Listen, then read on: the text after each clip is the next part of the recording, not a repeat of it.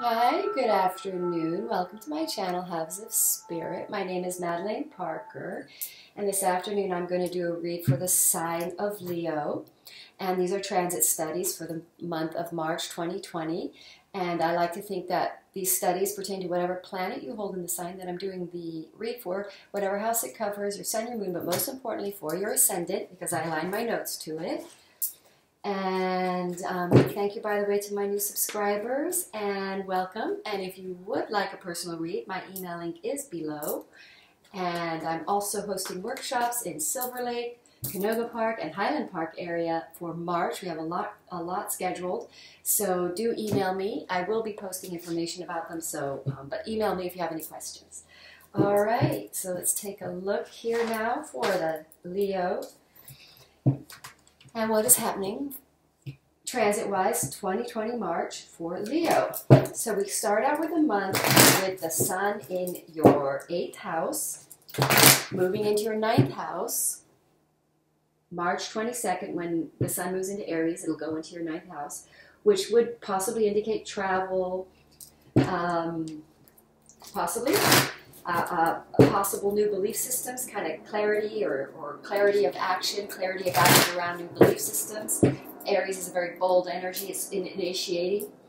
And then we're going to go to Mercury. So that's going to be in your 8th house, stationing direct mid-month. So possible communication during retrograde came in around projects from the past, possibly finances, other people's money going if you're applying for a loan or anything, it'll over something that you may have tried for before, or from a project that's from the past. It'll probably go direct. It'll probably get greenlit.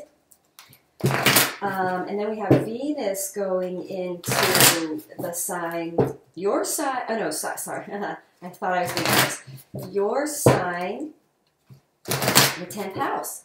So that could be possibly bringing more Venetian energy to your work environment, or it could be a love relationship blossoms in your work environment, but it is in Taurus, so finances as well. So possibly a new beginning in romance, or a new beginning in a financial project that's Venetian-based, that brings design and sensuality and pleasure to the career space. Okay, but that should improve your finances, because that's Venus, I think, in the 2nd house, in the sign of Taurus, is going to improve everybody's finances. So 10th, so then we get Mars is still going to be in Capricorn for you guys in your 6th house. So day-to-day routine, probably sort of day-to-day routine work, getting things done for the long haul, because it's in Capricorn. Then we have Jupiter in your 6th house, again, aligning your day-to-day efforts in work to a higher calling, to sort of align you onto your guru light path, because Jupiter is always trying to push us into our vocation. And then we have Saturn is going to transit on the 23rd or 22nd of March from let's see, where was it? It was in your 6th house. It's going to go into your 7th house, into the sign of Aquarius. So possible work relation, personal relationships, a career expansion. Again, with that finances coming in, maybe a business partner comes in. Mercury is 3rd house. That could be small businesses. So possibly, and again, nudging you to more guru in the light kind of vocational work, and we are talking about a long-term commitment financially in your 7th house, possible financial expansion in career, Aquarius through the tribe, through the group, through the social media. Your expansion in your career will happen via possible, a relationship with contract, because it's the 7th house. So then what other transits should we talk about? Oh, let's talk about the moon. So we have the full moon in Virgo coming up. Will be in your 2nd house of finances. That's early in the month. That's the 8th and 9th. Full moon revealing possible financial advancement in the sign of, where's that moon? It is in the sign of Virgo, which is the 6th house. So day-to-day financial progression that will possibly involve a day-to-day shift in your life, but you're going to be revealed a financial opportunity. And then the new moon comes in on that 22nd day when Saturn goes into Aquarius, the Sun goes into Aries, this new moon in Aries, bold initiation, new projects, that'll be in your 9th house. Again, possible travel coming up, or initiating a new belief, or possibly teaching, or, okay, all 9th house stuff. So let's see what the cards have to say to galvanize all of that information and sort of pull it all together for us. And calling in Leo, highest guides and angels, so that you may be guided to guide Leo to your highest best destiny in love and life. And, alrighty, Leo. My sons have a lot of Leo in their charts, so we start out with the Magician, the High Priestess, the Five of Pentacles, the Eight of Wands. There's travel, possibly, for you guys. And I would think that it's business-related travel because we have all these. But it could be other things. But let's have a look and see. I got a lot of Pentacle cards here. Now let's take a look and see where Pluto is in your chart. Leo, Pluto. Pluto is in your 6th house. So I find wherever people have Pluto placed, it's showing up in the card reads as karma clearing. So if it's in your 6th house, there's sort of, and then we've got all these other planets in your 6th house. So it's also health. Don't forget, 6th house is health and practices, day-to-day routines. Possibly you're shifting your day-to-day routines so that you have a more healthy lifestyle that proceeds, because it's all in Capricorn. So these are long-term gain type planets in your 6th house. So long-term gain through discipline around day-to-day habits will improve your financial future for the long haul and your health habits. So Leo, let's have a look. Starting out with the Magician, High Priestess, 5 of Pentacles, 8 of Wands. So we do get this card coming right out of the bat. Leo in your full power, feeling very empowered.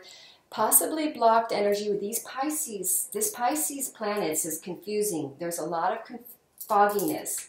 And then we do have those planets in the 7th house for you coming in. It looks like a relationship that does bring you financial progress, that is divinely supported. It might involve you having to pull away, but this is a competition. You may win a competition. You may have to pull away. And when I say competition, it might have just been something you've been applying for and have had a struggle receiving, but now it looks like there's a focus here on a financial relationship that pulls in finances, or and here we have the poverty, the lack energy. So I would say that we are shifting into a vibrational energy around finances and around pulling in a more independent.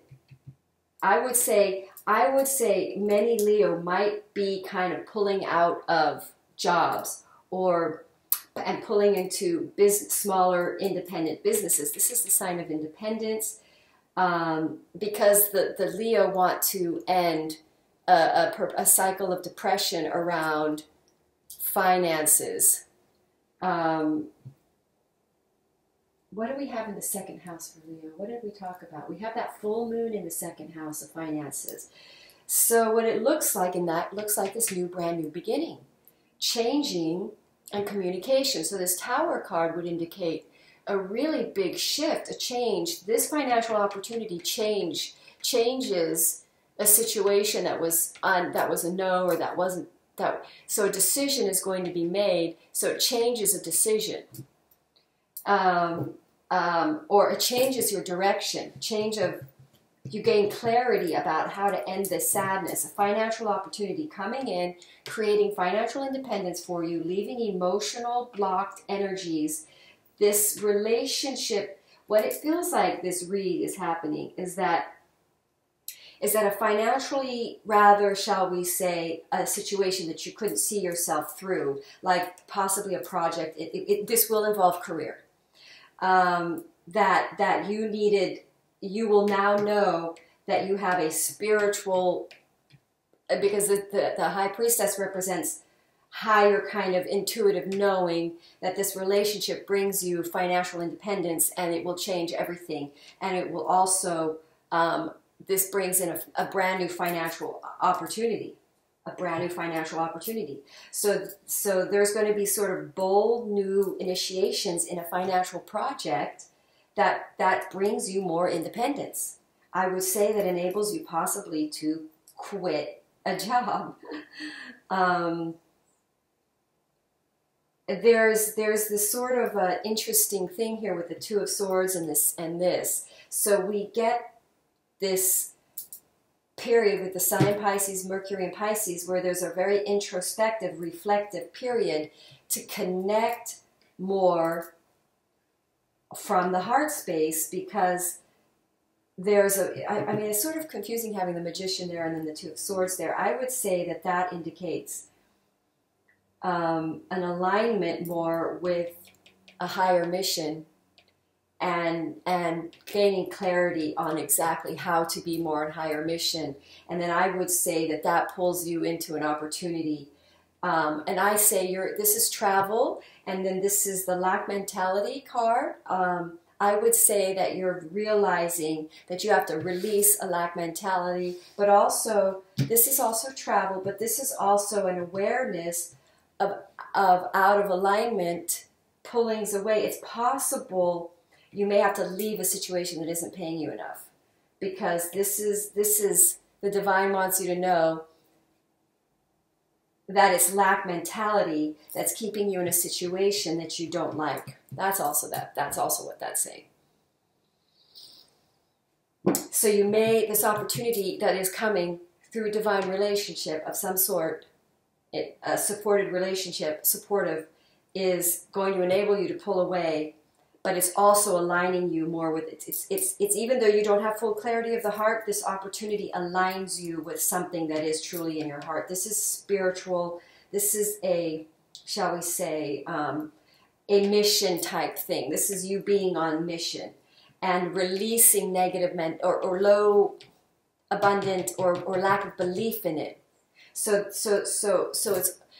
your vibrations have been dropped around some kind of a endeavor or some kind of a hopes for financial independence, and not having clarity to find your way through to something that creates financial independence, and then there being a relationship coming in that creates more independence for you. So it's possible you can go and start a business with this person. Communication. All right, Leo, let's take a look and see. These are that travel card, but also I think this opportunity this is a choice that has to be made. So it does have, you may be sad about this choice, but a choice may have to be made where you have to possibly change a job, or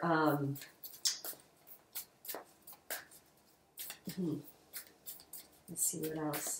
We didn't talk about the Four of Wands. We didn't talk about the Devil.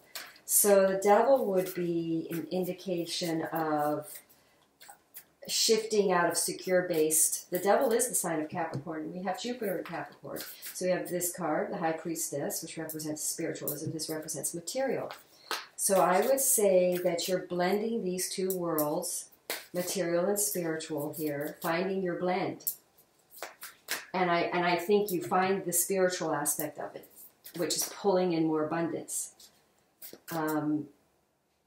But again, with this Eight of Cups, I would think you need to pull away from, again, these cards indicate other options that aren't as fulfilling. A much more fulfilling option comes that changes your life. And that we are, you know, the 8th house stuff is death and rebirth. So we are seeing rebirth here in this Ace of Pentacles. A win-win outcome is forecast. Full moon in Libra. Okay, let's have a look. So that's balancing out of fears around finances and around around the blocks from doing what you desire or not. These are both choice cards. It's a lack of certainty about what you want to do to go forward, that this support's going to come in and show you what that is. It's going to push you onto your true win-win outcome, and it's going to align you with the Four of Wands. Possibly this is family relationships. Your hard work is paying off. New moon in Capricorn. So that new moon in Aries, you're going to get this financial come through when that Mercury goes direct. This represents communication. And then step out of your comfort zone. That's exactly what this read is about. The end of a new cycle approaches. So what you're really being called to do in March, and beginning of March, is to release the mentality that you can't have what you desire to do, or the fears of lack around heart desired independent financial independence, and to achieve it through your, but in other words, having a sense of power, aligning that with your materializing. In other words, aligning clarity around your choice and what you want to do is going to become clear when March 22nd comes in and the universe aligns you with some spiritual direction here that puts you into possibly a new start, small business, ending the lack of choice, the ability to make a choice. It's almost like this choice is going to be made for you by this opportunity that comes in that you're going to find does align you. This is twin 1111, twin flame, or can just simply mean aligning home harmonic, creating home harmony, aligning you with home, or working at home. So that is the message for Leo. Thank you for watching. I hope that was helpful for you. Namaste.